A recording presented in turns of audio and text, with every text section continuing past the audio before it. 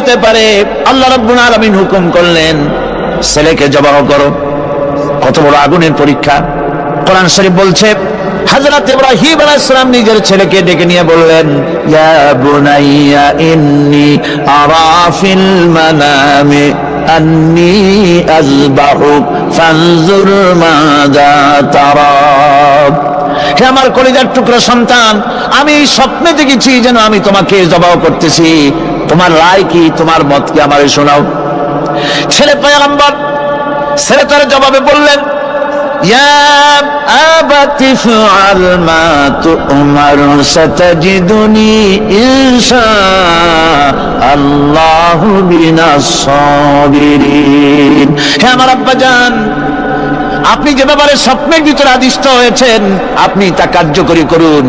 আমাকে এতটুকু অধৈর্যের মধ্যে পাবেন না, আমাকে ধৈর্যশীলদের মধ্যে পাবেন। আমারে আপনি আল্লাহর হুকুম পালন করেন।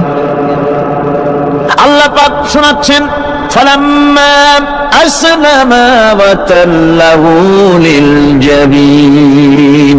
পিতা পুত্র দুজনই রাজি হয়ে গেল। পিতা তার ছেলেকে কাঁধ করে গলার উপরে ছুরি ধরেছেন। আল্লাহ রাব্বুল আলামিন ইসমাইল জবাহ হোক, এটা আল্লাহ চান নাই, আল্লাহ চেয়েছেন পরীক্ষা করতে। পরীক্ষায় ইব্রাহিম পাস হয়ে গেলেন। আল্লাহ পাক বলছেন, ওয়ানাদাইনাহু আইয়া ইব্রাহিম ক্বাদ সাদ্দাকতার রুইয়া ইন্না কাযালিকা নাজিজিল মুহসিনিন। আমি ইব্রাহিমকে ডেকে বললাম, ইব্রাহিম, তুমি তোমার স্বপ্নকে বাস্তবে রূপ দিয়েছো, আর এভাবে করি আমি মুহসিনদেরকে পুরস্কৃত করে থাকি। আল্লাহ পাক খুশি হলেন। আল্লাহ পাক বললেন, ইন্না হাযা লাবালাউল মুবিন। নিঃসন্দেহে এটি একটি বিরাট পরীক্ষা ছিল, ঠিক কি না?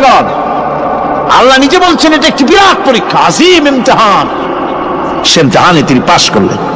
পরীক্ষায় উত্তীর্ণ হওয়ার জন্য রব্বুল আলামিন পুরস্কার দিয়ে দিলেন। আল্লাহ পাক বললেন, সালামুন আলা ইব্রাহিম। পড়েন সবাই, সালামুন আলা ইব্রাহিম। ইব্রাহিমের প্রতি আল্লাহ পাক বললেন, ইব্রাহিমের প্রতি সালাম রইল। সুবহানাল্লাহি ওয়া বিহামদিহি। হযরত ঈসা আলাইহিস সালামকে খ্রিস্টানেরা তারা বলেছে, ওয়াকালাতিন নাসারাল মাসীহ ইবনুল্লাহ। মসিহ হচ্ছে কার ছেলে? নাউযুবিল্লাহ। বলেন সবাই নাউযুবিল্লাহ। তাকে যখন আল্লাহর ছেলে বলা হলো, আল্লাহর পুত্র বলা হলো, রব্বুল আলামিন তার জবাবে বললেন, ইন হুয়া ইল্লা আবদুন আনআমনা আলাইহি। তিনি তো একজন বান্দা, তিনি আমার বান্দা ছাড়া আর কিছুই নন। আমি তার প্রতি অনুগ্রহ করেছি। বান্দা, আমার বান্দা। আল্লাহ পাকের বান্দা হওয়ার ব্যাপারে কোন মানুষের লজ্জা থাকার কথা নয়। এমনকি আল্লাহ পাক ঈসা আলাইহিস সালাম সম্পর্কে বলছেন, লা ইয়াস্তানকিফাল মাসীহু আইয়াকুনা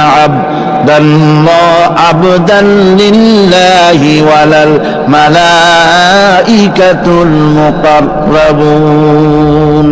মসিহ আল্লাহর বান্দা, তাতে কখনো বিন্দুমাত্র লজ্জা তিনি পোষণ করেন নাই যে আমি আল্লাহর বান্দা, আল্লাহর গোলাম। এটা কথা হইল? এরকম লজ্জা তিনি পোষণ করেননি। এমনকি তার নিকটবর্তী ফেরেশতা যারা, তারাও আল্লাহর বান্দা গোলাম হওয়ার জন্য তাদের ভিতরে কোনো লজ্জা নাই। যারা নাকি আল্লাহর গোলাম, এই ব্যাপারে যাদের মধ্যে লজ্জার সৃষ্টি হয়, আল্লাহর গোলাম এটা কেমন কথা, বান্দা হওয়াটা কেমন কথা, যারা গোলামীকে অস্বীকার করে তাদের সম্পর্কে আল্লাহ পাক বলছেন, ওয়া মাইয়াস্তানকিফ আন ইবাদাতিহি ওয়া ইস্তাকবির ফাসায়াহশুরুহুম ইলাইহি জামিআ। কেউ যদি আল্লাহর বন্দেগী করার ব্যাপারে লজ্জা পোষণ করে, যদি লজ্জার কারণ মনে করে, অহংকার করে, গৌরব করে, তাহলে তারা পালাবে কোথায়, যাবে কোথায়? আমি কিয়ামতের দিন সবগুলিকে এক জায়গায় করে ফেলবো। সুতরাং আল্লাহ পাকের গোলামিতে আল্লাহ যে বান্দা বলে যখন ডাকেন, লজ্জার কোনো কারণ নাই। অহংকার যে করবে সে নিজেকে ধ্বংস করবে। আল্লাহ পাক সব নবীদেরকে নিজের বান্দা বলেছেন। নবীরা কি? আল্লাহ পাকের বান্দা। হযরত ইউসুফ আলাইহিস সালাম সম্পর্কে আল্লাহ পাক বলছেন, কাযালিকা লিনাসরিফা আনহু আস-সুআ ওয়াল ফাহশা ইন্নাহু মিন ইবাদিনাল মুখলাসিন। এরূপই ঘটলো যাতে আমি ইউসুফ আলাইহিস সালামকে, আমার বান্দা, তাকে আমি নির্লজ্জতা ইত্যাদি থেকে আমি রক্ষা করেছি। নিশ্চয়ই হযরত ইউসুফ ছিল আল্লাহ পাকের বান্দা, আল্লাহ পাকের আব্দ। রাসূল করিম সাল্লাল্লাহু আলাইহি ওয়াসাল্লাম তিনি হচ্ছেন সর্বশ্রেষ্ঠ আল্লাহর পয়গম্বর। তার থেকে শ্রেষ্ঠ নবী আর কি কেউ আছে? জোরে বলেন আছে? তার থেকে মাহবুব, তার থেকে শ্রেষ্ঠ আল্লাহর কাছে আর কেউ নাই। সেই নবীকে আল্লাহ রাব্বুল আলামিন কোরআনে কারীমের ভিতরে তাকে আব বলেছেন। কি বলেছেন? অনেকগুলি আয়াত আছে যে আয়াতের ভিতরে আল্লাহ পাক তার নাম নেন নাই, নবী বলেন নাই, রাসূল বলেন নাই, শুধু বলেছেন আব। যেমন ফাআওহা ইলা আবদিহি মা আওহা, অতঃপর তার বান্দার নিকট যা ওহী করার ছিল তা তিনি করলেন। সেই বান্দাকে মুহাম্মদ সাল্লাল্লাহু আলাইহি ওয়াসাল্লাম। অন্য আয়াতে আল্লাহ পাক বলছেন, وأنه لما قام عبد الله يدعوه كادوا يكونون عليه لبدا। আর এই আল্লাহর বান্দা যখন নামাজ পড়তে দাঁড়িয়ে গেল, আল্লাহকে ডাকার জন্য যখন দাঁড়ালো, তখন লোকেরা তার উপরে ঝাঁপিয়ে পড়লো। ঝাঁপিয়ে পড়ার জন্য প্রস্তুতি গ্রহণ করলো। এখানে আব বলা হয়েছে কাকে? মুহাম্মদ সাল্লাল্লাহু আলাইহি সাল্লামকে। এভাবে করে অন্য এক আয়াতে আল্লাহ পাক তার হাবিবকে আব বলছেন, বান্দা বলতেছেন, ইন কুনতুম ফি রাইবিম মিম্মা নাযালনা আলা আবদিনা, আমার বান্দার উপরে যে কিতাব নাজিল করেছি তাতে যদি তোমাদের কোনো সন্দেহ হয়। এই যে আমার বান্দার উপরে, ওই বান্দাকে বলেন সবাই? মুহাম্মদ রাসূলুল্লাহ সাল্লাল্লাহু আলাইহি ওয়াসাল্লাম। অন্য আয়াতে বলা হচ্ছে, تبارك الذي نزل الفرقان على عبده ليكون للعالمين نذيرا। অতীব বরকতপূর্ণ সেই মহান সত্তা যিনি তার বান্দার উপরে ফুরকান নাজিল করেছেন। কে সেই বান্দা? মুহাম্মদ সাল্লাল্লাহু আলাইহি ওয়াসাল্লাম। মেরাজের ঘটনা বলতে গিয়ে আল্লাহ রাব্বুল আলামিন বলতেছেন, সুবহানাল্লাযী আসরা বিআবদিহি লাইলাম মিনাল মাসজিদিল হারামি ইলাল মাসজিদিল আকসা। পবিত্র সেই মহান সত্তা যিনি তার বান্দাকে ইসরা করিয়েছেন। কে সেই বান্দা? মুহাম্মদ রাসূলুল্লাহ সাল্লাল্লাহু আলাইহি ওয়াসাল্লাম। সুতরাং আবদিয়াত, ইবাদত, গোলামি, এটা হচ্ছে মানুষের জীবনের সবচেয়ে বড় মর্যাদাকর খেতাব আল্লাহর পক্ষ থেকে আল্লাহর বান্দা হওয়া। গোলামি পরিপূর্ণ রূপে হবে কেবলমাত্র আল্লাহ পাকের। এই গোলামির জন্যই আল্লাহ পাক আমাদেরকে সৃষ্টি করেছেন, অন্য কোনো কাজে আমাদেরকে সৃষ্টি করেন নাই। সেই জন্য আমাদেরকে গোলামি করতে হবে, আনুগত্য করতে হবে কেবলমাত্র কার বলুন তো? এই গোলামি যদি সঠিকভাবে করি, যদি বান্দারা যারা আল্লাহ পাকের বান্দা বলে, গোলাম বলে নিজেদেরকে দাবি করে, যদি সঠিকভাবে ইবাদতটা করা যায়, তাহলে আল্লাহ তাদের জন্য কি ওয়াদা করেছেন শুনুন। দুনিয়ায় তাদেরকে আল্লাহ পুরস্কার দেবেন, আখিরাতেও দেবেন। এটা বন্ধ করে, দুনিয়া এবং আখিরাতে আল্লাহ পুরস্কার দেবেন। সে পুরস্কারটা কি? দুনিয়ার পুরস্কারটা আগে শোনেন। আল্লাহ পাক বলেন, যারা আমার ইবাদত করবে তাদের ব্যাপারে আমার ওয়াদা শোনো। ওয়াদাল্লাহু আল্লাযীনা আমানু ওয়া আমিলুস সালিহাতি লায়াস্তাখলিফান্নাহুম ফিল আরদি কামা ইসতাখলাফাল্লাযীনা মিন ক্বাবলিহিম। তোমাদের মধ্যে যারা ঈমান এনেছে এবং সৎ কাজ করেছে, আল্লাহ রাব্বুল আলামিন তাদের ব্যাপারে আল্লাহর ওয়াদা হচ্ছে, আল্লাহর প্রতিজ্ঞা হচ্ছে, আল্লাহ ওয়াদা করতেছেন তাদেরকে জমিনের উপরে প্রতিষ্ঠিত করবেন। যেমন করে তোমাদের পূর্বপুরুষদেরকে প্রতিষ্ঠিত করা হয়েছিল, ওইভাবে তোমাদেরকে প্রতিষ্ঠিত করা হবে। সুবহানাল্লাহ। প্রতিষ্ঠিত করা হবে মানে রাষ্ট্র ক্ষমতা দেওয়া হবে।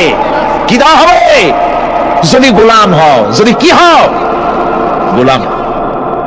আল্লাহ পাক বলছেন শুধু তাই নয়, আমি আমার দিনকে যারা প্রতিষ্ঠা করবে, আমার গোলামেরা যদি, আমার বান্দারা সঠিকভাবে যদি আমার গোলামি করে, মানানে আমলে সালেহ করে, নেক কাজ করে, আমি তাদেরকে রাষ্ট্র প্রতিষ্ঠার সুযোগ করে দেব।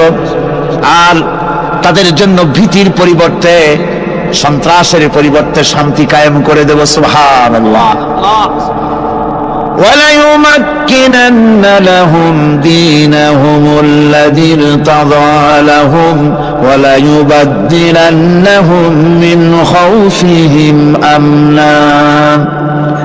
তাদের দিনকে তারা নিজেদের জন্য যা পছন্দ করেছে অবশ্যই তিনি তা কায়েম করে দিবেন, এবং সন্ত্রাস আর ভীতির পরিবর্তে আল্লাহ নিরাপত্তা দান করবেন। জোরে কোন সুবহানাল্লাহ। সন্ত্রাস বন্ধ হবে, চুরি, ডাকাতি, জেনা, ব্যভিচার সব বন্ধ হয়ে যাবে। তোমরা ক্ষমতায় থাকবে, তোমরা ডমিনেটেড হবে না, তোমরা ডমিনেট করবে। গোটা পৃথিবীকে শাসন করবে, শাসিত তোমরা হবে না। আর ভীতির পরিবর্তে নিরাপত্তা তোমরা লাভ করবে। কি করলে? ইয়াবুদুনানি লা ইউশরিকুনা বি শাইআ। সুতরাং তারা যেন আমার ইবাদত করে এবং আমার সঙ্গে যেন কাউকে শরীক না করে। আল্লাহ বলছেন, তোমরা যদি আমার সাথে শরীক না করো, ইবাদতের মধ্যে কাউকে যদি শরীক স্থাপন না করো, আর যদি তোমরা আমার ইবাদতটা সলিড ভাবে আমার জন্যই করো, তাহলে রাষ্ট্র ক্ষমতা তোমাদের হাতে আসবে, সন্ত্রাস নির্মূল হবে, শান্তি প্রতিষ্ঠিত হবে। এই হচ্ছে দুনিয়ার পুরস্কার। এটা কিসের পুরস্কার? আর আখিরাতের পুরস্কারের কথা বলা হচ্ছে, وَمَن يُطِعِ اللَّهَ وَرَسُولَهُ وَيَخْشَ اللَّهَ وَيَتَّقِهِ فَأُولَئِكَ هُمُ الْفَائِزُونَ। যে ব্যক্তি আল্লাহ এবং রাসূলের আনুগত্য করেছে, আল্লাহকে ভয় করে চলেছে, তার গজব থেকে বেঁচে রয়েছে, সেই হচ্ছে সফল কাম। সফল কাম মানে কি? কিয়ামতের দিন আল্লাহ পাক তাদেরকে জান্নাত দান করবেন। আল্লাহ পাক তাদেরকে কিয়ামতে কি দিবেন? জান্নাত দিবেন, চিরস্থায়ী শান্তির জায়গা, সেই জান্নাত লাভ করা যাবে।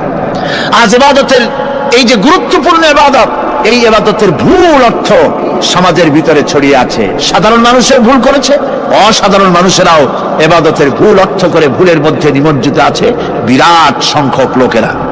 সাধারণ মুসলমানেরা তারা যে ভুলটা করলো ইবাদতের অর্থ করতে গিয়ে, সেটা হলো এই, সাধারণ লোকেরা মনে করলো কয়েকটা অনুষ্ঠানের নাম হচ্ছে ইবাদত, নামাজ, রোজা, হজ, যাকাত, সাদকা, ফিতরা, এর নাম হলো ইবাদত।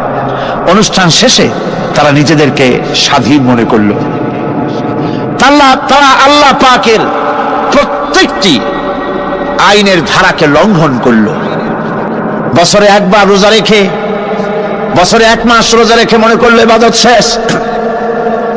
5 ওয়াক্ত নামাজ পড়ে মনে করলো ইবাদত শেষ। আমি প্রশ্ন করি, 5 ওয়াক্ত নামাজের নামই যদি হয় ইবাদত, 5 ওয়াক্ত নামাজের নামই ইবাদত, এটাই যদি হয়, তাহলে 5 ওয়াক্ত নামাজ পড়তে সময় লাগে কত? উজু টুজু করে বড় জোর 1-1.5 ঘন্টা সময় লাগে 5 ওয়াক্ত নামাজ পড়তে। তো এর নাম যদি হয় ইবাদত, তার অর্থ কি দাঁড়াবে?